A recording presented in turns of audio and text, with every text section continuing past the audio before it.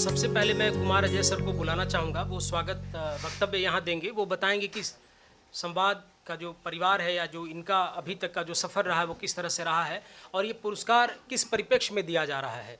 तो मैं कुमार अजय सर से गुजारिश करता हूँ कि वो आएँ मंच पर। सबसे पहले मैं स्वागत करूँगा मैम का, डॉक्टर अनामिका मैम का, जिन्होंने अपना बहुत ही कीमती समय निकाल करके यहाँ संवाद परिवार में आई हैं।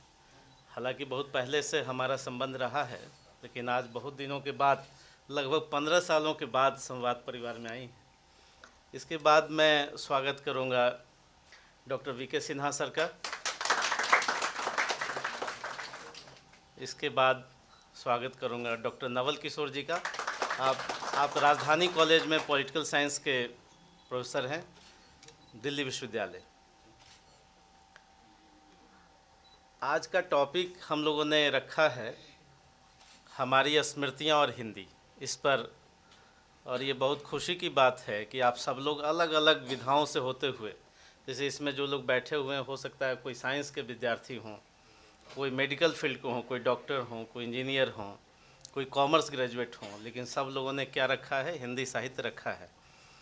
यानी कुछ कारण रहे होंगे हिंदी साहित्य रखने के, तो इस पर आपको तो बोलेंगे ही, आपने क्यों लिया है हिंदी साहित्य और क्या महसूस करते हैं यहाँ पर। सबसे पहले संस्थान का मैं परिचय दे दूँ कि संवाद संस्थान की स्थापना हुई थी 2005 में, और 2005 से आज 2019 में हम लोग हैं। और जो सामने फ़ोटो लगे हुए हैं ये सब वो आपके सीनियर लोग हैं, एक एक करके। जैसे अगर हम श्वेता कोने की बात करें तो श्वेता साइंस ग्रेजुएट हैं, अभी वो IRS हैं लगा हुआ। अवध किशोर ये BTech स्टूडेंट रही हैं मैम, हाँ इंजीनियर हैं वो, और अभी इनकम टैक्स में हैं। अदिति पटेल जो हैं वो डॉक्टर हैं, MBBS रही हैं, और डॉक्टर होते हुए उन्होंने हिंदी लिटरेचर रखा, और अभी है ना डॉक्टर हैं और हिंदी लिटरेचर। उसका आशुतोष राय ये साइंस ग्रेजुएट, फिर उसके बाद MA अभी कॉरपोरेट सेवा में हैं।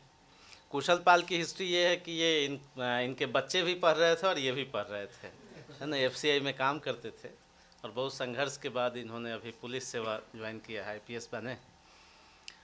मतलब आप सोच सकते हैं कि भाई बच्चे भी बड़े हों और हम भी पढ़ते हों, दोनों एक साथ पढ़ते हों, दोनों की चुनौतियाँ हों अलग अलग। आरती सिंह पुलिस सेवा में हैं, अभी बनारस में है इनकी पोस्टिंग। प्रमोद कुमार मैम ये बेसिक टीचर थे, प्राइमरी टीचर, प्राइमरी शिक्षक थे, और वहाँ से फिर उसके बाद रेलवे में आए, इंडियन रेलवे पर्सनल सेवा में आए, फिर उसके बाद फिर दोबारा फिर UP ज्वाइन किया BSA में, और अभी बिहार कैडर में पुलिस सेवा में है। केशव मिश्रा जी ये भी BTech हैं, और इसमें आश्चर्य होगा जान करके कि अधिकांश लोग अंग्रेजी माध्यम के भी हैं। अंग्रेजी माध्यम के लोग हिंदी रख करके BTech हैं या डॉक्टर हैं या साइंस ग्रेजुएट हैं, तो ये लोग हिंदी रख करके, और हिंदी का परचम है ना, हिंदी अब क्यों रखा है, आप में से कई होंगे अलग अलग, कई लोग IAS फील्ड में जाएंगे, कई लोग अलग अलग फील्ड में। क्योंकि आदमी का जो भविष्य होता है वो प्रकृति कहाँ किसको ले जाती है और किस विधाओं में ले जाती है। कई लोग होते हैं कि जो IAS IPS नहीं भी बने तो बहुत बड़े राइटर हो सकते हैं उनसे बड़ा व्यक्तित्व तो बन जाए। तो कोई छोटा लगने लगेगा पद आपको, IAS IPS का भी पद क्या लगने लगेगा, छोटा लगने लगेगा। तो ऐसी स्थितियों में भी कोई व्यक्ति पहुंच सकता है, इसलिए प्रकृति किसको कहाँ ले जाएगी इसका कोई उम्मीद नहीं है। अभी सपना है, और एक एक करके परिचय। एक बात इसमें कॉमन रही है सब में कि हैंडराइटिंग सबकी अच्छी रही है। हाँ, हैंडराइटिंग मान लिया कोई BTech हैं, या हैंडराइटिंग औसत रूप से अच्छी रही है। इसमें एक बताएंगे मेहर सिंह, ये एयरफोर्स के स्टूडेंट रहे हैं, और एयरफोर्स में काम करते थे, और अब काम करते हुए कोई सफल हो सकता है, छुट्टियां ले करके 3-4 महीने का समय ले करके लोग आते हैं, क्लास करते हैं। तो इस तरह से ये पूरी लिस्ट है। सबसे पहले मैं अपने बारे में बता दूं कि मैं हिंदी साहित्य आप लोगों को बताता हूं, लेकिन मैंने MSc केमिस्ट्री किया है साइंस कॉलेज से, है ना। पटना में साइंस कॉलेज है, वहाँ से मैंने MSc की पढ़ाई की है केमिस्ट्री से, और अभी संयोग से मैं हिंदी पढ़ा रहा हूँ। तो ये भी अपने तरह की स्मृति है। कहते हैं भाई मेरी स्मृतियाँ और हिंदी, कब कैसे और कहाँ हिंदी से अभिरुचि हो जाए। मुझे तो लगता है कि जन्म से लेकर मरण तक हिंदी छाई हुई है। माँ की लोरी भी हिंदी है, जो सबसे पहले जो किसी विषय से हमारा परिचय होता है तो माँ की जो लोरी है वहीं से हिंदी शुरुआत हो जाती है। और उस पूरी प्रक्रिया में जहाँ हम सबसे ज़्यादा परिचय जिस भाषा से माँ के रूप में हम परिचय पाते हैं वो हिंदी है। और भारत में तो स्मृति और श्रुति की परंपरा रही ही है। हमारे यहाँ मान लिया कि ऋग वैदिक अगर सभ्यता देखी जाए, लिपि का विकास तो बहुत बाद में हुआ। भारत में तो हमेशा से ही सुन करके एक पीढ़ी दूसरी पीढ़ी को ट्रांसफ़र करती रही। बुद्ध का नाम आपने सुना होगा। बुद्ध के जो अष्टांगिक मार्ग हैं उसमें एक मार्ग तो सम्यक स्मृति भी है। तो स्मृतियों की रक्षा, आज तो स्मृतियों पर ही संकट है ना, कि स्मृतियाँ अगर आप अतीत को भूल जाएंगे तो निश्चित रूप से वर्तमान और भविष्य को संरक्षित नहीं कर सकते। तो अतीत, वर्तमान और भविष्य हम लोग तीनों एक ही मानवीय प्रज्ञा में तीनों मौजूद रहता है, एक साथ मौजूद रहता है। हम तीनों आयामों में जीते रहते हैं। और ये बड़ा संयोग है कि अगर किसी एक आयाम से कट जाते हैं तो कोई न कोई अपराध भी कर देते हैं। अगर कोई वर्तमान भूल गया या अतीत भूल गया या भविष्य भूल गया, अगर तीनों एक साथ याद रहता है तो हम में क्या होता है, मानवीय मूल्यों का विकास भी होता है।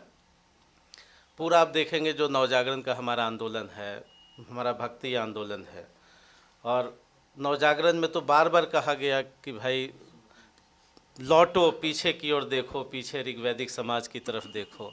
निराला भी कह रहे थे भाई पश्चिम की उक्ति नहीं, गीता है, स्मरण करो बार बार। क्यों भाई स्मरण करो? अपने उन मूल्यों को याद करो, उन मूल्यों को देखने की कोशिश करो।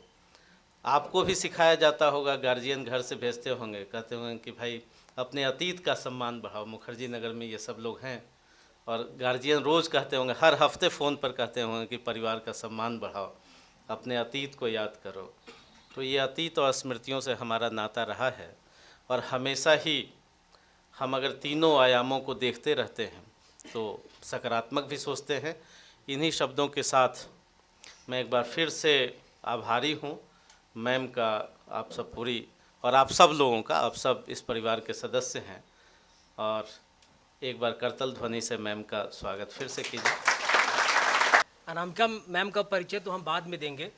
जब सर परिचय दे रहे थे इन लोगों का तो मेरे जहन में यही सवाल आ रहा था कि केवल मैं ही हिंदी का हूँ जो विधिवत पढ़ा है, बाकी संयोग से अनामिका मैम भी अंग्रेजी पढ़ाती हैं और अंग्रेजी में इनकी शिक्षा दीक्षा हुई है। बाद में इन्होंने हिंदी में कविता लिखती हैं और काफ़ी जानी मानी शख्सियत है। फिर इन्होंने हिंदी में भी मैम एमए और पीएचडी किया। तो ये है। अब मैं स्वागत के लिए कुमार अजय सर को बुलाता हूँ। पुष्प गुच्छ दे करके अनामिका मैम का स्वागत करें। जोरदार ताली।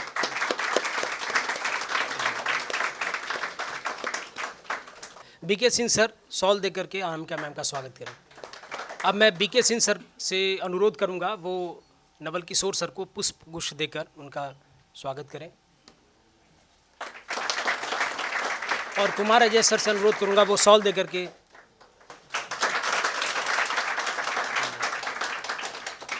नवल किशोर सर को आमंत्रित करता हूं वो आए और अपनी विचार व्यक्त करें। जी सर। डॉक्टर नवल किशोर जी हमारे अनुज भी हैं, छोटे भाई हैं और संवाद परिवार के सदस्य हैं। और इनको टेलीविज़न पर डिबेट में आपने देखा होगा, नहीं देखा हो तो आगे देखेंगे भी, है ना। आप पॉलिटिकल साइंस के प्रोफेसर हैं और दिल्ली विश्वविद्यालय। धन्यवाद। और हमारी बातचीत और मुलाकात एक टेलीफोन के माध्यम से हुई थी और बहुत कम समय में बहुत मजबूत हुई है। इसके लिए मैं इनके व्यक्तित्व का तारीफ़ करना तो कम होगा, लेकिन उसको रिकग्नाइज़ करता हूँ कि एक ऐसे पर्सनालिटी हैं जो किसी को भी इन्फ्लुएंस कर सकते हैं और इसका जीता जागता उदाहरण आप सामने बैठे हुए हैं। हिंदी से बहुत संबंध तो नहीं रहा क्योंकि मैं सैनिक स्कूल केरला का पढ़ा हूँ और जहाँ गया था पढ़ने के लिए वहाँ पर 8वीं क्लास के बाद हिंदी होती नहीं थी, लेकिन पाला पढ़ना था हिंदी से ही।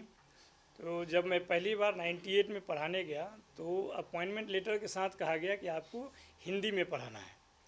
तो लेटर के साथ मैं थ्रू आउट इंग्लिश मीडियम में था और पढ़ाना है हिंदी मीडियम में। पेपर दिया गया एकदम टेक्निकल सब्जेक्ट जिसको आप पब्लिक एडमिनिस्ट्रेशन के नाम से जानते हैं। कई लोग हो सकता है ऑप्शन में भी उसको देखे होंगे। तो पहला जो मेरा पाला पड़ा वो हिंदी से 98 में ही पढ़ा। तो मुझे लगा कि कल मुझे क्लास लेना और मैं कैसे पढ़ाऊँगा, हिंदी में कैसे पढ़ाऊँगा, इंग्लिश में। तो मैंने इंग्लिश का किताब लिया और हिंदी की डिक्शनरी ली, और जितने ऐसे शब्द मुझे लगे कि इसके अर्थ पूछे जा सकते हैं, तो उस दिन शुरू किया। और उसके बाद से पहली क्लास के बाद लगा कि हिंदी को पढ़ना चाहिए, और मैंने काफ़ी कोशिश की। और दूसरा जो अनुभव हुआ हिंदी के साथ वो जब मेरी शादी हुई 2007 में। तो मैं 2 बेटी का बाप हूँ, एक क्लास 4th में है और एक अभी अपने 2nd ईयर में है। प्लानिंग ऐसा था कि इन बिटवीन मेरे वाइफ को कुछ करना था। उन्होंने सलाह मांगा कि क्या करना चाहिए। वो MA इकोनॉमिक्स और BEd कर चुकी थी। तो मैंने कहा कि अगर इच्छा हो तो हिंदी पढ़ा जाए। तो उन्होंने JNU का एंट्रेंस दिया, वहाँ से MPhil में हुआ उनका। MA पहले कर चुकी थी पहले की, उसके बाद MPhil JNU में हुआ, अभी PhD कर रही हैं, ये फाइनल सेमेस्टर है उनका। तो 2 अनुभव से मैं सिर्फ ये बताना चाहता हूँ कि जो हिंदी में ताकत है, कि शब्द में इतनी ताकत है कि सामने वालों को निशब्द कर देता है। यह ताकत अंग्रेजी में नहीं है। अंग्रेजी में बहुत पढ़ा हूँ, लेकिन उसमें इतनी क्षमता नहीं है कि आप कुछ बोलें और वो एकदम निशब्द हो जाए। ये ताकत इंग्लिश में ही है, और मैं हिंदी में ही है, सॉरी हिंदी में ही है। और ये मैं सुनना शुरू किया। मैम को भी एक बार सुना हूँ कॉलेज में किसी सेमिनार के दौरान, और कई लोगों को सुना। उसमें जो हमें पंक्ति अच्छे लगे, मैं पॉलिटिकल साइंस में बहुत इसका इस्तेमाल करता हूँ। और आप देखेंगे कि अगर उसको हिंदी में पढ़ाएंगे तो बच्चों में रुचि जो है वो ज़्यादा बढ़ती है। और जिन शब्दों का आप चुनाव करते हैं वो शब्द उस मीनिंग को ज़्यादा दूर तक समझाती हैं उसको। और जैसे हिंदी अगर हम बोलें कि power corrupts and absolute power corrupts absolutely, बहुत ज़्यादा लोगों को प्रभावित नहीं करेगा। लेकिन जैसे ही बोलते हैं कि सत्ता में ताकत होती है व्यक्ति को भ्रष्ट बनाने की, और संपूर्ण सत्ता में व्यक्ति को संपूर्ण भ्रष्ट बनाने की ताकत होती है, तो बच्चों की रुचि जगती है कि ये सत्ता क्या है या भ्रष्ट क्या है। तो इस तरह से जो हिंदी का अनुभव रहा बहुत कम रहा है, लेकिन उसके साथ साथ मैंने यह माना कि हिंदी जब भी सुनता हूँ तो मुझे लगता है कि कम ही है। और एक बार जो निराला जी और नेहरू जी की यहाँ पर चर्चा हुई, उसमें बस एक छोटी सी घटना है, क्योंकि मेरा एक डिबेट है 7 बजे, इसलिए मैंने निवेदन किया कि मुझे आज़ाद कर दिया जाए। नेहरू जी और निराला जी शायद आसपास में कहीं थे, तो चलते चलते शायद वो फिसल गए, तो पीछे से निराला जी ने उनको पकड़ा। तो उन्होंने धन्यवाद ज्ञापन किया कि भाई आपने मुझे बचाया। तो उन्होंने जो वाक्य बोले वो शायद बहुत महत्वपूर्ण था। उन्होंने बोला कि जब भी राजनीति डगमगाता है तो साहित्य उसको पकड़ता है। वो जो रिलेशन है पावर और लिटरेचर में, सत्ता और राजनीति और लिटरेचर में, वो हमें लगता है आज भी दिखता है। क्योंकि आज मैं चूँकि एक राजनीतिक दल से जुड़ा हूँ और उसके विचारों के आधार पे डिबेट में पार्टिसिपेट करता हूँ, तो मुझे लगता है कि जिसकी हिंदी जितनी मजबूत होती है वही भारतीय राजनीति में अगला या अग्रिम पंक्ति का दूत होता है। और हमको लगता है कि मेरे पार्टी से और विचार से विपरीत हैं, फिर भी अटल बिहारी को अगर कोई याद करता है तो उनके भाषा के आधार पे ही आता है, और उनका सम्मान भी उसी आधार पे आता है। मुझे लगता है कि फिर कोई अवसर होगा तो आपसे ज़्यादा बातचीत होगी। और मैं राजधानी कॉलेज में पॉलिटिकल साइंस पढ़ाता हूँ पिछले 20 वर्षों से। कभी भी कोई भी किसी तरह की अगर सहायता हो या आपकी मुलाकात करने की इच्छा हो या कॉलेज से संबंधित कोई काम हो तो आप सादर आमंत्रित हैं। थैंक यू, धन्यवाद। सच में सर ने जो है वो प्रवक्ता वाली बात कह दी है। ये कैरियर का तीसरा ऑप्शन हो गया। पहला तो जो आप तैयारी कर रहे हैं वो है ही, दूसरा हिंदी साहित्य है, और तीसरा राजनीतिक जो पद है वो भी आपको मिल सकते हैं अगर भाषा का सही ज्ञान होगा तो। आगे मैं BK सिंह सर से अनुरोध करूंगा वो आएँ और अपनी स्मृतियों को यहाँ पर रखें। BK सिंह सर, आपका परिचय है कि आप हमारे बड़े भाई हैं। एक छोटे भाई से परिचय हुआ, आप बड़े भाई हैं, है ना। और हमेशा संवाद परिवार के संरक्षक के रूप में हैं। डॉक्टर VK सिन्हा, ज़बरदस्त ताली, है ना। आज की मुख्य अतिथि प्रिय डॉक्टर अनामिका जी, कुमार अजय जी, नवल किशोर जी, अभिनव जी एवं प्यारे नौजवान मित्रों, मेरे स्पीच के दरमियान कई स्मृतियां उभरेंगी और आपको लगेगा कि जीवन में संयोग का बड़ा महत्व है, बड़ी भूमिका है। कोई बड़ा इत्तेफाक प्रकृति के सहयोग से वो होता है, आप हम प्लान नहीं कर सकते। अनामिका जी उसी शहर की हैं जिस शहर से मैं आता हूँ, और उसी कॉलेज की प्रोडक्ट हैं जिस कॉलेज से करीब करीब 12-13 बरस पहले मैं निकल गया था, और आज 45 वर्षों के बाद मैं उनको देख रहा हूँ।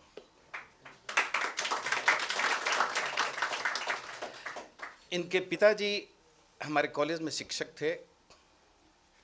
मैं विश्वासपूर्वक कह सकता हूँ कि उनके जैसा हिंदी का व्यक्ति और उससे भी ज़्यादा उम्दा इंसान मैंने कॉलेज के जीवन में दूसरा नहीं देखा। और आज जब पहली मुलाकात हुई और थोड़ी देर बात हुई अनामिका जी से, तो मैंने पहला कम्प्लीमेंट उनको यही दिया कि आज मैं देख रहा हूँ कि आपके पिताजी के बहुत सारे जो गुण थे वो किस तरह से रिफ्लेक्ट हो रहे हैं आप में। इतने मधुर इंसान। मैं इंग्लिश विभाग में, वो हिंदी के विभागाध्यक्ष, डायरेक्ट पढ़ने का भी कोई मौका नहीं था, लेकिन हम दोनों के बीच एक बहुत गहरा संवाद होता था। हम जब कभी मिलते थे वो पूछते थे हाल समाचार, एक बहुत ही नज़दीकी संबंध बना था। और ये इसलिए बना था वो इतने मधुर इंसान थे कि कोई भी आदमी अगर संवेदनशील है तो वो उनसे जुड़ ही जाएगा। तो एक तो ये इत्तेफाक मैंने आपको बताया। अब दूसरी बात मैं आपको कहना चाहता हूँ, ये जो शीर्षक जिस पर हम आप सब, कुछ लोगों ने बोला है, कुछ लोग बोलने वाले हैं, मैं अभी बोलने को खड़ा हूँ, यह अनामिका जी की पसंद का शीर्षक है। मैंने पूछा कि जब आ ही रही हैं आप तो आप तय कर दीजिए कि कौन सा शीर्षक होगा जिस पर हमारे बच्चे अपने को व्यक्त करेंगे। तो इन्होंने कहा कि मेरी स्मृतियाँ, और हिंदी उसमें और भी, मेरी स्मृतियाँ और मेरे सपने, कई बातें आई। फिर अंततः निर्धारित हो गया जिस पर आप बोल रहे हैं आज।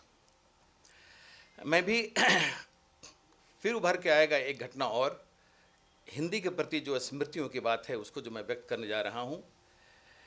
कि पहली बात हिंदी के प्रति जो मेरा अनुराग हुआ वो स्कूल के दिनों की है। एक फंक्शन था जिसमें हमारे हेडमास्टर, जो मुख्यतः इंग्लिश के टीचर हुआ करते थे, हिंदी में उनका पहला स्पीच मैंने सुना। तो मुझे लगा कि हिंदी में जो अभिव्यंजना की शक्ति है, जो अभिव्यक्त करने की क्षमता है, वो शायद और भाषाओं में नहीं है। हालांकि तब मैं बहुत छोटा सा बच्चा था, क्लास 8 की बात है। लेकिन मैं जहाँ रहता था उससे थोड़ी दूरी पर एक व्यक्ति रहता था। वो मुझसे 14, 15 या 16 साल के लगभग बड़ा होगा। गरीब माँ का बेटा था। उस गांव में उतना सिद्धांत से भरा हुआ आदमी मैंने दूसरा नहीं देखा। उस समय इतना प्रभावित होता था बचपन में कि जो भी हिंदी में मैंने सुना, देखा, उसकी पहली कविता मैंने उसको ही समर्पित की लिख करके। और मुझे याद है कि उस आदमी ने उस कविता को पढ़ के कितनी बार रोया। मैं कविता आपके सामने शेयर करने जा रहा हूँ। गरीब माँ का बेटा, देशभक्ति उसका रग रग में बसा था। 1942 के दरमियान उसने क्या क्या नहीं किया था जान जोखिम में डालकर। तो वो कविता है, वो कहता था, जो जो गद्य में वो कहा करता था उसी को मैंने पद्यात्मक शैली में बांधने की कोशिश की थी। I was at that time in 9th class. वो कविता है, खरा देहली से दिल्ली तक कहता हूँ मैं एक कहानी, सुनो युद्ध में बचपन बीता, भीख मांगती आज जवानी। क्या देंगे ये सत्ताधारी, इनको तो खुद का रोना है, लाख करोड़ तिजोरी में है, फिर भी मुख सूखा सूना है। जिनके हित छाती छिदवा दी, समाज के लिए गरीब आदमी को नहीं करना चाहिए था, उसको अपनी गरीबी की चिंता करनी चाहिए थी, लेकिन उसने देश की चिंता की। तो जिसके हित छाती छिदवा दी, वह अब निर्मम बनती है, अब पैसा नहीं तो परिचय कैसा, यह मेरी दिल्ली कहती है। और एक कविता हमने समर्पित किया था उसको, और मैं देखता हूँ कि काफ़ी वर्ष गुजर गया, 50-60 साल के आसपास, और आज भी अगर आपके पास पैसे नहीं हैं तो दिल्ली आपको पहचानेगी नहीं। मतलब आज से 50 बरस पहले जो भाव आए थे उसी पर हमारा देश आज भी रुका हुआ है। सारा मूल्य सिमट गया है पैसे तक। इसके बाद फिर मैं अब आपको ले चल रहा हूँ हिंदी की यात्रा पर, थोड़ा सा कुछ शब्दों में ही बहुत संक्षिप्त चर्चाएं करूँगा। सबसे पहले तो मेरी ओर से आप धन्यवाद ले लें, मुबारकबाद ले लें कि आप हिंदी के अलावे और भी विषयों का चयन कर सकते थे IAS बनने के लिए, लेकिन आप सबों ने हिंदी को चुना, इसके लिए मैं हार्दिक धन्यवाद आपको देता हूँ। अब थोड़ा हिंदी को अंग्रेजी की तुलना में, चूँकि अंग्रेजी में पढ़ाता हूँ, संजोग ये भी देखिए, अनामिका जी हिंदी की प्रोफेसर हैं कॉलेज में, हिंदी इंग्लिश की, हाँ वही ना, हाँ, और हिंदी में बहुत सारी रचनाएं हैं उनकी। मैं इंग्लिश पढ़ाता हूँ और अभी मैं कंपेयर कर रहा हूँ इंग्लिश और हिंदी को, जरा विरोधाभास को देखिएगा। और वो बैठी है यहाँ तो वो भी बहुत आसानी से चीज़ों को देखेंगी कि हिंदी इंग्लिश पढ़ाने वाला आदमी भी हिंदी के कितना पक्ष में है। पहली बात कि आपको एक साजिश के तहत तोड़ दिया गया है। बच्चे अमूमन हिंदी माध्यम के बच्चे बात करते हैं कि भाई हिंदी के कारण हमारा रिजल्ट खराब हो रहा है। यहाँ की आबो हवा में चर्चा है कि नहीं? हमें बड़ा आश्चर्य होता है। आश्चर्य क्यों होता है मैं आपको बता रहा हूँ। आश्चर्य इसलिए होता है कि शायद आपको पता है कि नहीं है कि हिंदी की ज़िंदगी है 10-1200 वर्षों की। 5वीं शताब्दी में ये पैदा होती है ये, और अभी तक की यात्रा में इसके पास जो मूल शब्द हैं हिंदी शब्दकोश में वो मात्र 65,000 हैं। मैडम बैठी हैं, मैं उनके सामने कह रहा हूँ, कितने हैं? अंग्रेजी हिंदी के मूल शब्द हैं 80 लाख, इंग्लिश के 65,000, हिंदी के 80 लाख। फिर भी हिंदी लाचार, फिर भी कैसा कम्प्लेक्स है आपके पास? इन्फीरियरिटी कम्प्लेक्स है। मैं थोड़ा इससे आपको ऊपर उठाना चाहता हूँ। आपको पता नहीं है, हिंदी की बहुत सी सहचरी भाषाएं जो हैं, अवधी है, मगधी है, भोजपुरी है, इन भाषाओं में जो हमारा वो है मूल शब्द, वो अंग्रेजी से ज़्यादा है। हिंदी को एक सौभाग्य है कि यह संस्कृत के बहुत पास उसी से निकली है। यह सौभाग्य दुनिया में किसी भाषा को नहीं है। और संस्कृत के अगर मूल शब्दों को जोड़ दिया जाए तो आप समझ लीजिए कि 102 करोड़ शब्द हैं, मूल शब्द। कितने हैं? 2 करोड़। कोई तुलना नहीं है दूर दूर तक। तो हम आपसे निवेदन करते हैं अजय जी से भी कि आप लोग भी हिंदी को रोजगार की भाषा बनाने के तरफ, मतलब हमारा इशारा है कि जब आप फ़ोन पर जाएं, मोबाइल पर जाएं, तो वहाँ हिंदी के द्वारा ज़्यादा अपनी भावनाओं को संप्रेषित करें। और इत्तेफाक से अभी जो सरकार आई है कहती तो है हिंदी का पक्षधर है। बहुत आशाजनक रिजल्ट तो मैं नहीं मानता, वो त्वरा में नहीं देखता जो प्रखरता राम मनोहर लोहिया में हम लोगों ने देखा कि वैसा व्यक्ति था राजनीति के क्षेत्र में जो हिंदी के लिए बहुत काम किया। आपको मैं सूचना दे दूं कि 1918 ईस्वी में महात्मा गांधी ने 29 मार्च को एक घोषणा किया उन्होंने कि आज के बाद से अंग्रेजी बोलना मैं बंद कर रहा हूं। कौन सा वर्ष था वो और कौन सा तारीख था? 29 मार्च। आप इसको याद रखिएगा, आप इम्तहान में कोट कर सकते हैं। मैं जो भी बोल रहा हूं कोटेबल है और अनचैलेंजेबल है। चूँकि आप लिखने पढ़ने वाले लोग हैं ना, तो वैसी सूचना मैं क्यों दूं जो चैलेंज हो जाए। और इतिहास साक्षी है कि उस तारीख के पहले कांग्रेस के सारे प्रस्ताव अंग्रेजी में होते थे और उस तारीख के बाद से उनके सारे प्रस्ताव हिंदी में होने लगे। ये गांधी का संकल्प था। और कुछ दिनों के बाद तो वो जहाँ भी जाएं, गुजरात जाएं, केरल जाएं, तमिलनाडु जाएं, जहाँ भी जाएं, भाषणों में वो हिंदी में बोला करते थे। उन्होंने कभी अंग्रेजी का उपयोग नहीं किया। और आपको सूचित कर दूं कि जानने वाले कहते हैं कि गांधी की अंग्रेजी बहुत से अंग्रेजों से अच्छी थी। ये संकल्प आप में भी आना चाहिए। केवल अनामिका जी के कंधों पर ये बोझ हम लोग नहीं डालें। मैं उनकी आंखों में पीड़ा देखता हूँ हिंदी के विस्तार की। बहुत अच्छी बात है।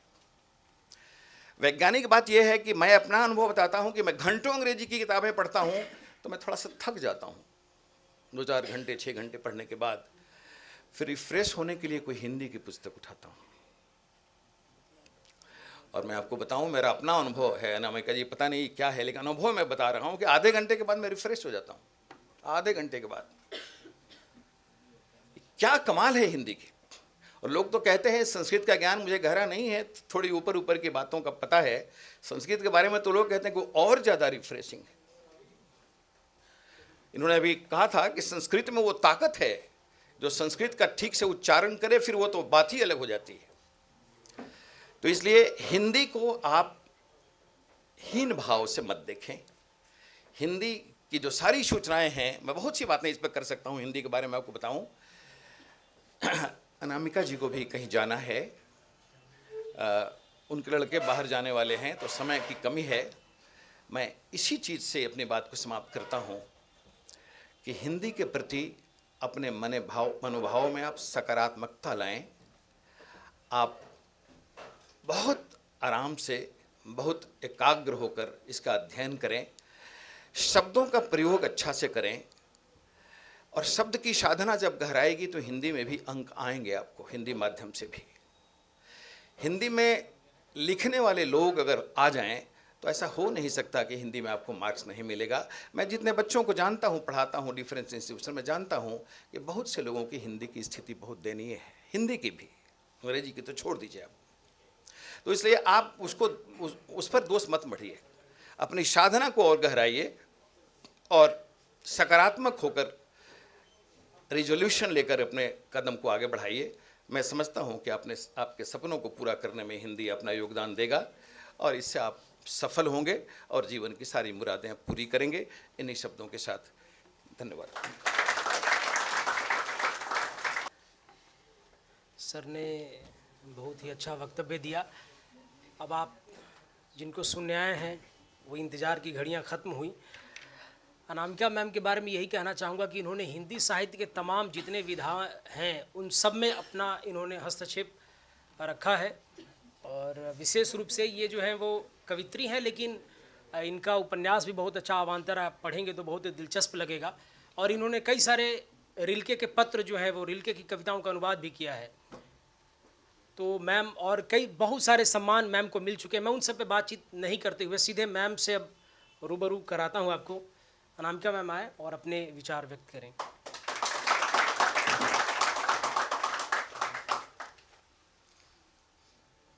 आपने कभी जड़ी बूटियां सूंघी हैं पेड़ पे? अगर खाली पैर चले हों घास पर, ओस से भीगी हुई घास पर, और किसी वनस्पति को छुआ हो, उसकी गंध महसूस की हो, तो जैसा आपको लगा होगा, आज मुझे आकर यहाँ वैसा ही लग रहा है।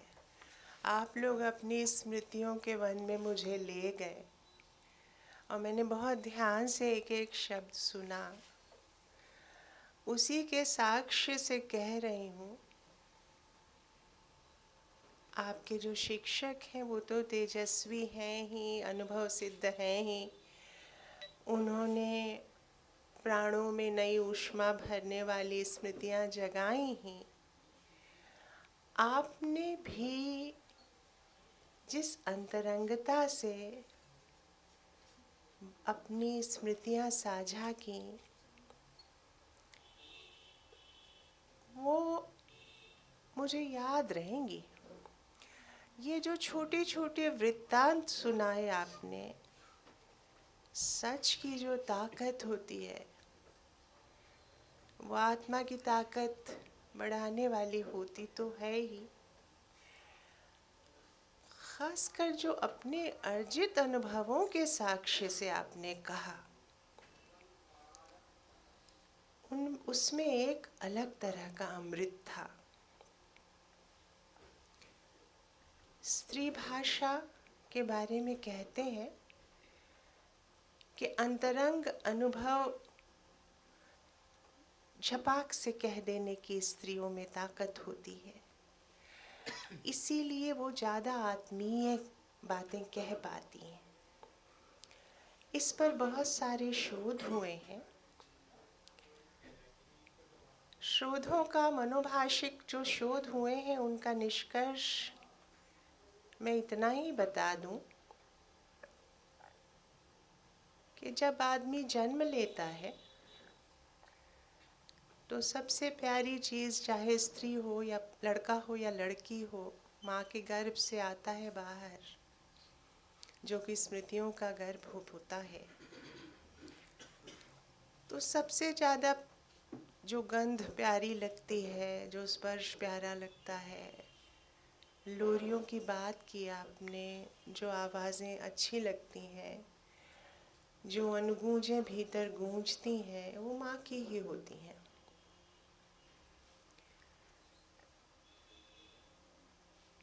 उस माँ से जब भाषा निर्माण का समय आता है, या 1.5 या 2 बरस का समय, उसी समय लड़के ये पहचानते हैं, फ्रॉइड का भी इस पे काम है, इस पर जूलिया क्रिस्तेवा का भी काम है, इस पे नैन्सी शौदराव का भी काम है, आप देख लीजिएगा। निष्कर्ष ये है कि बच्चे लड़कों की भाषा क्यों शर्मीली हो जाती है, क्यों वो अंतरंग ढंग से, अभी एक प्रश्न उठा था, आपने कहा कि उठाया था, तो मैं उस पर आप सोचने को एक छोटा सा एक स्प्लिंटर, एक तरह की चिंगारी सामने रखती हूँ कि क्यों आत्मविश्लेषण करना है ना, तो उसमें होता ये है कि जब बच्चे की भाषिक अस्मिता का निर्माण होता है बच्चों की, तो लड़कियों को माँ से अलग अपनी छवि बनाने की दुश्चिंता नहीं होती। लड़कों इसलिए उनकी भाषा में एक अलग तरह का आत्मीय प्रवाह हो जाता है। वो तुमुल तोला कोलाहल कलह में मैं हृदय की बात रे मन, जो मातृभाषा की ताकत होती है, उसमें माँ के दूध कहते हैं ना, गुप्त ने कहा था आँखों में है दूध, आंचल में है दूध और आँखों में पानी। तो आंचल के दूध, आँखों के पानी और बतरस के शहद का आसव मिल जाता है स्त्री भाषा को सुगमता से, और वो मातृ छवि में आसान, जिससे वो सबसे ज़्यादा प्यार करती हैं, उसकी छवि में आसानी से तैर जाती हैं। उसकी भाषा उनकी अपनी भाषा हो जाती है, इसलिए उनकी भाषा में एक अंतरंग लय हो जाती है। वो ज़्यादा पर्सनल पॉलिटिकल के बीच झूला झूलती हुई सी भाषा है। उसमें खुद छुपाने का, अपना दुख सुख छुपाने का, बस में भी मेट्रो में भी आप चलती होंगी, आप सब चलते होंगे, तो आप देखते होंगे कि 2 अनजान स्त्रियां भी बगल में बैठी हैं अगल बगल, तो अपने दुख सुख बतिया लेती हैं, चाहे अगले स्टेशन पे उतर ही जाना हो, लेकिन उन्हें वो एक तरह का भीतर से प्रवाह फूट जाता है। लड़के बेचारों के साथ ये मुश्किल होती है कि उन्हें भाषिक अस्मिता जब उनकी विकसित होने लगती है, ये गंभीर शोध हुआ है इस पर, तो उन्हें सिखाया जाता है, जो भी सिखाया जाता है उसका सारांश ये है कि मर्द को दर्द नहीं होता। तो अपनी जो उनकी एक नारिकेल वृत्ति हो जाती है, नारियल की तरह वो अपनी कोमलता अपने भीतर दबा लेते हैं, अपना पानी अपने भीतर, अपना जल तत्व अपने भीतर पी जाते हैं ना, और ऊपर बाहर नारियल की तरह रुक्ष दिखाई देते हैं। इमोशनली, अक्सर पत्नियां कहती हैं बाद में कि तुम इमोशनली लिटरेट नहीं हो, क्रोध तो दिखा देते हो पब्लिकली, प्रेम नहीं दिखाते। प्रेम दिखाते तुम्हें क्या होता है? तो इसके कारण मनोवैज्ञानिक हैं, भाषिक हैं। इसी के कारण पुरुष चूंकि ऑब्जेक्टिव, दर्द नहीं हो, उभरे भीतर है भी तो दिखाई न दे, ऐसी वाली बातचीत उनके भीतर चूंकि बैठा देती है पितृसत्ता, तो मातृभाषा से भी धीरे धीरे दूर हो जाते हैं। उन्हें लगता है आप लोग, जब तक कि आप लोगों की तरह वे एक ऊर्ध्वबाहु संकल्प न लें कि अब लो निशानी, अब न सही हो, जो हुआ सो हुआ, अब एक नया भाषिक व्यक्तित्व बन, और तुमुल कोलाहल कलह में हृदय की बात कहनी है, अपनी माँ की भाषा में कहनी है। भाषाओं में जो माँ है उसका अपमान नहीं करना है और उसको हमेशा गले से लगा के रखना है ना। एक बात और, हम सब मोहल्ले गली मोहल्लों में पलकर बड़े हुए हैं। भारत में जो भी बड़ा हुआ है वो जानता है कि भारत में मल्टीपल मदरिंग की परंपरा है। बहुल माँ, एक माँ नहीं होती, संयुक्त। हम सब भाषिक पंचवटी की छाह में पैदा होते हैं, है ना। और ऐसे ही हमारी कई माएँ होती हैं। हमारे यहाँ तो नदियाँ भी माँ हैं, मौसी भी माँ है, मामी भी माँ है, बगल की बुआ भी माँ है। वो गोदी गोदी गोदी गोदी बच्चा बहुत सारी गोदियों में पल के बड़ा, शिक्षक शिक्षिका भी माँ है ना। मातृभाषा भी माँ है, देश जन्मभूमि भी माँ है। तो हम लोगों के यहाँ एक माँ को प्रेम करने का मतलब दूसरी माँओं से नफरत करना नहीं होता। तो हम लोग अपनी माँ से जब मातृभाषा से प्रेम करने चलते हैं तो हम, या प्रेम होता ही है, हमें अभिव्यक्त करने चलते हैं वो प्रेम, बात अभिव्यक्त की हो रही है, तो हमें ये भी ध्यान रखना है कि और भाषाओं से भी उतना ही प्यार करना है। वे सब हमारी जातीय स्मृतियों और वैयक्तिक स्मृतियों की निधियां हैं, खजाने हैं, है ना। अगर वो नहीं रहेंगे, जैसे आप अपना मोबाइल रोज चार्ज करते हैं, है ना, वैसे ही अगर आप स्मृतियों की बैटरी, परंपरा की बैटरी रिचार्ज नहीं करेंगे, मातृभाषा का साहित्य पढ़कर उसमें रचना, अपनी भावनात्मक अभिव्यक्ति करके, जैसे कि आप लोगों में कुछ लोगों ने बहुत ही परिपक्व व्यक्ति की, खासकर जैसे इनके पिता गाते हुए इनको उठाते थे, इनके पिता ने उनके लिए डायरियाँ छोड़ी और उनसे मन संवाद करते हुए इनका भाषिक संस्कार अंदर से परिपक्व हो गया। वे सब, आप सब ने, किसी के यहाँ शिक्षक, किसी के यहाँ आलोक धनवा, किसी के यहाँ कोई किताब, किसी के यहाँ अपने अनुभव, ये ही अंदर का उद्बोधन, प्रत्यभिज्ञा दर्शन। आप जानते हैं ना, अचानक एक पहचान जग जाती है। किसी को देख के स्मृतियों का छंद कहीं मतलब क्या कहें, अनुरणन का सिद्धांत है। जैसे घंटी बजती है तो एक बार तो बजती है, उसके पीछे बहुत सारी अनुगूंजें बहुत दूर तक टहलती रह जाती। इसी तरह से किसी को देखकर स्मृतियों का एक सिलसिला चल पड़ता है, सूफी सिलसिला, एक मशाल यात्रा चल पड़ती है स्मृतियों की। उसके प्रति सजग रहना, ये समझना कि अभिव्यक्ति जो है स्मृतियों की और स्मृतियों का संरक्षण, ये हमारी सबसे बड़ी निधि होंगे, ये सबसे बड़े पाथेय होंगे। हमारा पाथेय हो जाएगा कभी न कभी ये संरक्षण हम अगर करते रहें तो। और ये भी नहीं कि इसमें कोई नफरत करनी है किसी से। अगर अपनी मातृभाषा का विकास करना है तो दूसरी सेतु भाषाओं का भी उतना ही सम्यक विकास करना है। आप सब बड़े बड़े अधिकारी होकर कहीं कहीं जाएंगे और फिर आपको वही फ्यूडल संस्कार आप में जोर मारने लग सकता है। जो कि घुट्टियों में पिलाया गया होगा कि अब हमें अंग्रेज़ी ही बोलनी है। इन्होंने कहा कि गांधी ने संकल्प लिया कि अब नहीं बोलनी। आप लोग जब बड़े बड़े अधिकारी हो जाएंगे तो जो सबसे बड़ी बात होती है जब अफसरशाही में कि उसको सिखाया जाता है, जैसे लड़कों को सिखाया जाता है कि मर्द को दर्द नहीं होता, उसी तरह अफसरों को भी सिखाया जाता है कि जनमन को मुंह न लगाना। तुम राजा हो उस पूरे क्षेत्र के, चुप्पी, एक गंभीर चुप्पी, झिलमिल दुशाला ओढ़े रहना, ईश्वर हो के रहना। ईश्वर जैसे एक झिलमिल दुशाला ओढ़े रहता है, तुम भी ईश्वर हो इस क्षेत्र के, ज़्यादा मुंह न लगना। कोई फरियाद लेकर आए, फरियाद की भाषा में अतिरिक्त भावुकता होती है, उसमें बह न जाना।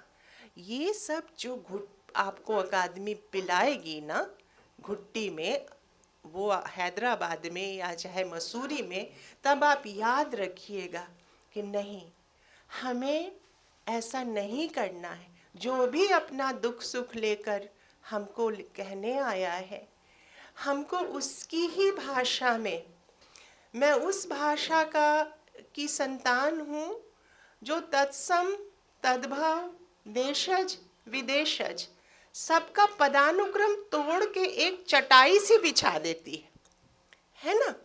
हमारे यहाँ जो भी अच्छे लेखक हुए हैं, कुछ की चर्चा अभी हुई, सब में गिलहरियाँ जैसे आती हैं ना अलग अलग बिलों से, मूंछ पर तिनका उठाए हुए, वैसे ही अगर आप उनका साहित्य पढ़ेंगे तो कुछ तत्सम गिलहरियाँ, तत्सम के शब्द गिलहरियाँ के लय में आएंगे, कुछ तद्भव के आएंगे, कुछ देशज भाषाओं के आएंगे, है ना। आप राजस्थान से अपनी बात कह रही थी, कोई कानपुर से कह रहा था, कोई आगरा से, कोई विदेशज को भी हम लोग विदेशी नहीं मानते, हम उसे भी अपना मना लेते हैं। तो ये जो अपना बनाने की कला है, ये जो बाहें पसार कर सबके साथ दुख सुख बांटने की कला है, जो स्त्री भाषा को में सहज विकसित हो जाती है। लेकिन आप लोग भी एक खास तरह के मनुष्य हैं। आप लोगों ने जैसी रचनाएं सुनाई और आप लोगों की आंखों में जो कविताएं मैं देख रही हूँ अनभिव्यक्त, उससे मुझे ये उम्मीद है कि आप लोग अलग तरह के अफसर बनेंगे।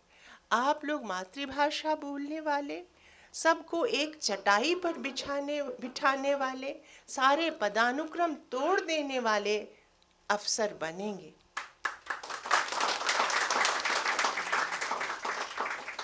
और जितनी तरह के अनुभव आप लोगों ने अलग अलग बटोरे हैं ना, वे आपका पाथेय बनेंगे, स्मृतियाँ।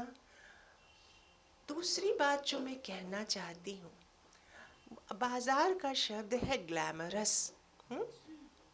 सर ने अभी बताया कि 33 करोड़ देवताओं के इस देश में एक नया देवता है बाजार देवता। हमारे यहाँ मार्क्स भी देवता, सार्त्र भी देवता, देरीदा भी देवता। इस देवभूमि में जो आता है वो ही भक्ति रस से डूब जाता है। एक बाजार नया देवता है जिसका शब्द है ग्लैमरस। रस आपने पढ़ा होगा, हमारे 9 रस होते हैं। आप रविंद्रनाथ ठाकुर ने एक बात कही थी।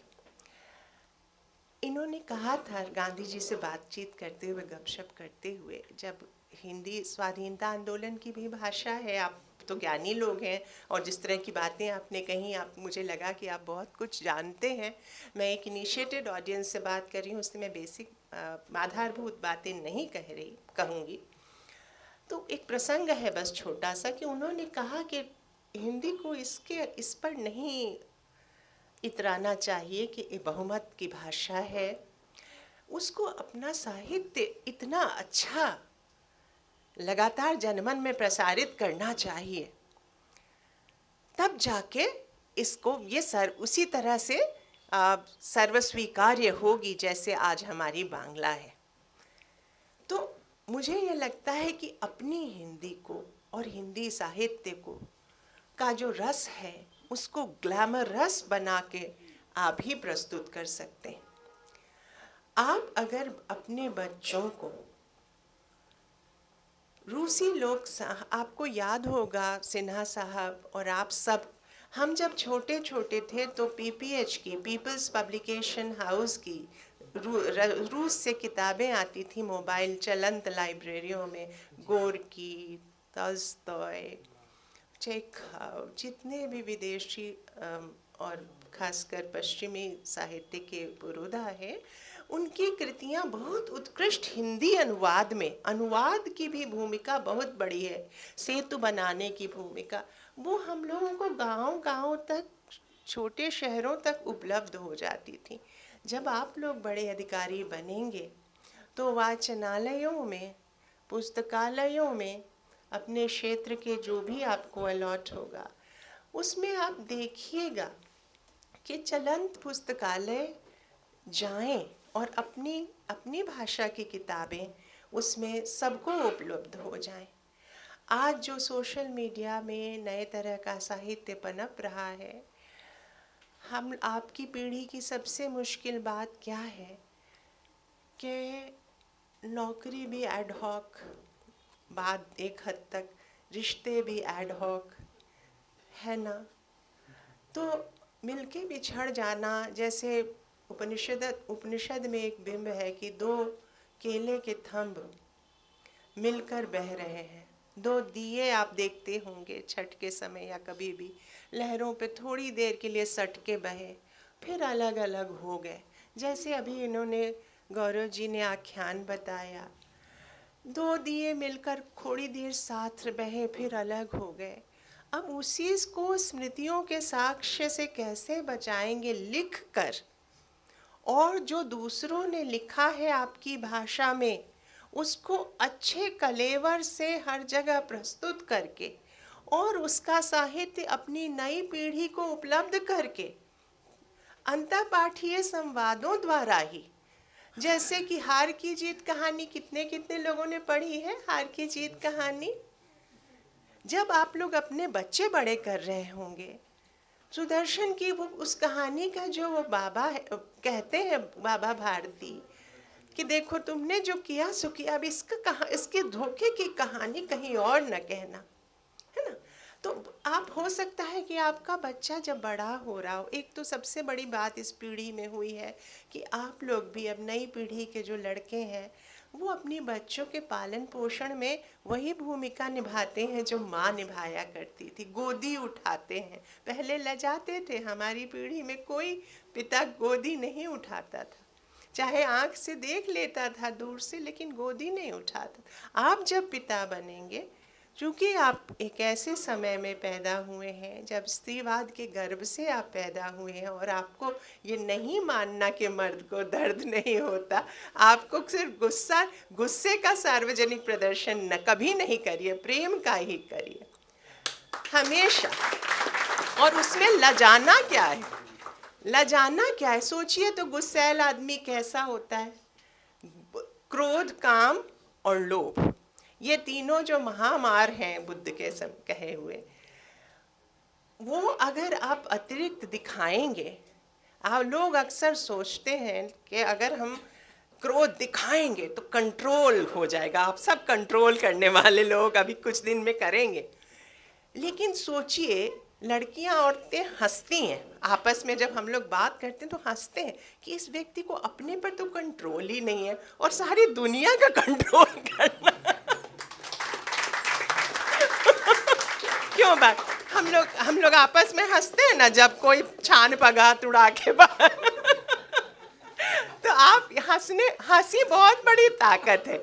और आप लोगों में, कुछ लोगों में मैंने देखा कि बहुत विनोद वृत्ति बड़ी अच्छी है, तो ये हंसी भी एक तरह की चटाई बिछाती है, सारा पदानुक्रम तोड़ देती है। आपने इतने अच्छे उदाहरण से कहा कि ये एक सब्जेक्टिव रिस्पॉन्स ही होता है, ये अपना निजी, जो आप अभ्यंतरण का सत्य कहीं आरोपित करते हैं तो ही टैबुला रासा या खाली कागज या कोरा कागज आपके भावनात्मक विनियोग से ही विशिष्ट होता है। तो देखने की जो एक भावनात्मक विनियोग वाली दृष्टि है वो विकसित कर लीजिए, आपकी भी आंखों में उतनी ही ममता, आपकी भाषा में वही माँ का दूध उतर आए, इसकी मैं प्रार्थना करती हूँ और उम्मीद करती हूँ, क्योंकि आपकी बातें सुनकर मुझे ये उम्मीद हुई कि ये जो नई पीढ़ी है वो बस एक छलांग लगा के उस सामरस्य की भूमि में पहुंचने वाली है जिसे बुद्ध सम्यक दृष्टि कहते थे। आपने सम्यक स्मृति की बात की अजय सर ने। सम्यक दृष्टि में क्या होता है? दोलन जैसा जुड़वा होते हैं दुनिया के ज़्यादातर सत्य ना, ध्रुवांत। सुख है तो दुख भी होगा, सत्य है तो असत्य भी होगा, सुबह है तो शाम भी होगी, जीवन है तो मृत्यु भी होगी। एक अतिरिक्त पर जाएंगे तो दूसरा अतिरिक्त आएगा ही, और ये सिलसिला खत्म नहीं होगा, पेंडुलम जैसा है। जब आप बीच में रुक जाएंगे तो ही आनंद की स्थिति होगी, जो न अतिरिक्त सुख है न अतिरिक्त दुख है। वो अतिरेकों का निषेध है, वो झिलमिल प्रदेश है जहाँ आपको स्थिर रहना है। तभी आप भीतर से वो ऊष्मा, वो उस तरह का ठहराव विकीर्ण कर पाएंगे जिसके लिए आप पब्लिक लाइफ में जा रहे हैं। आपको नया अंग्रेज बन के नहीं जाना है, आपको ब्राउन साहब बन के नहीं जाना है। एक आपको चटाई पर बिठाने वाला, उसी चटाई पर बैठने, उसी खटिया पर बैठने, उसी अलाव के इर्द गिर्द बैठने वाला अफसर बन के जाना है, जो लोगों के सुख दुख उनकी भाषा में साझा करने दे और उनसे उनकी तरह से ही अंतरंग भाषा में बात कर सके।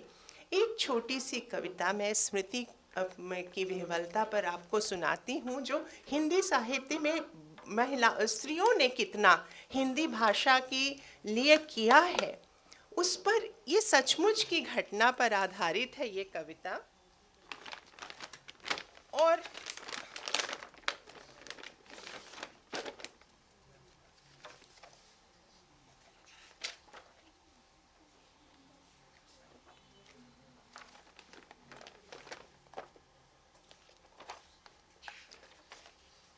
हिंदी साहित्य का घरेलू इतिहास इसका शीर्षक है। बहुत दूर से देखा था नानी ने प्रयाग जी में महादेवी वर्मा को, और तब से सोते जागते हुए उनके ही साथ रही वो। उसकी भाषा में भी छन आई नटखट सी सविनय अवज्ञा, जो भी करवाना होता वो करवा लेती, आपा बिना खोए मीठा मुस्काती हुई। गर्मी की छुट्टियों में भी बिठाकर पढ़ाती वो हिंदी, और अगर हम भागते तो हमें झूला झुलाती हुई कहती, सीख लो बहुत काम आएगी। खजाने का टापू है ये भी, किससे कविताओं का खजाना।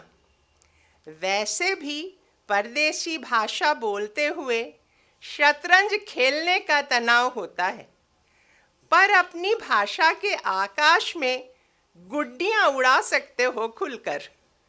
गम बूट कस लेना होता है अंग्रेजी बोलते हुए, पर अपनी भाषा के पानी में कर सकते हो मज़े में छप छप।